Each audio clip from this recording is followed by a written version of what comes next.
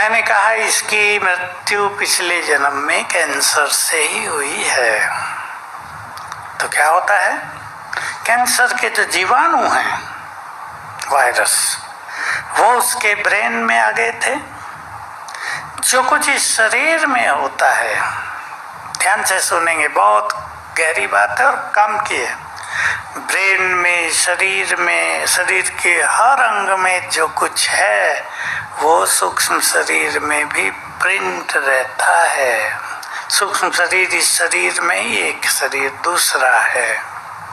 आत्मा यहाँ, स्थूल शरीर ये, दोनों के बीच में body of energy, body of light, astral body को ही कहते हैं, ये भिन्न भिन्न नाम है उसके, एंजेलिक बॉडी कहते हैं।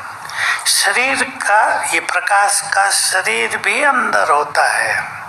ये बनता है मनुष्य के मन के संकल्पों से, उसके संस्कारों से, उसके कर्मों से। वह एनर्जी पूरे शरीर में निरंतर फैलती है। ध्यान देंगे बहुत, जो कुछ हम सोचते हैं सारा दिन, अच्छा बुरा, उसकी सूक्ष्म एनर्जी यहाँ से पूरे शरीर में निरंतर फैलती है। उससे बनता है सूक्ष्म शरीर। जो कुछ ब्रेन में है वो उसमें भी आ गया है, जो कुछ हार्ट में है वो उसके हार्ट में भी आ गया। जितने भी अंग हैं हमारे, वो सूक्ष्म रूप से उसमें भी होते हैं। आप में से कईयों ने 7 चक्रों की बात सुनी होगी। किस किस ने सुनी, हाथ उठाएंगे?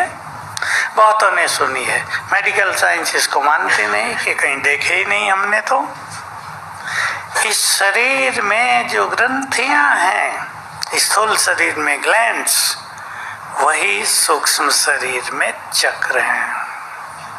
तो अगर सूक्ष्म शरीर को ठीक कर दिया जाए तो स्थूल शरीर आप ही ठीक हो जाएगा। तो उस लड़की के कैंसर के वायरस उसके ब्रेन में थे, वो गर्भ में गई, नया ब्रेन बना, आत्मा ने सूक्ष्म शरीर सहित उसमें प्रवेश किया, वो सारे वायरस उसके ब्रेन में आ गए, फैल गए शरीर में। इसलिए कईयों को जन्म से ही कैंसर।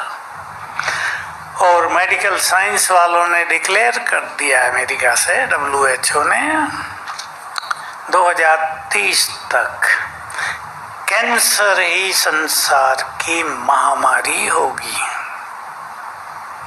हर घर में। तो हमें अपने सूक्ष्म शरीर को भी हील करना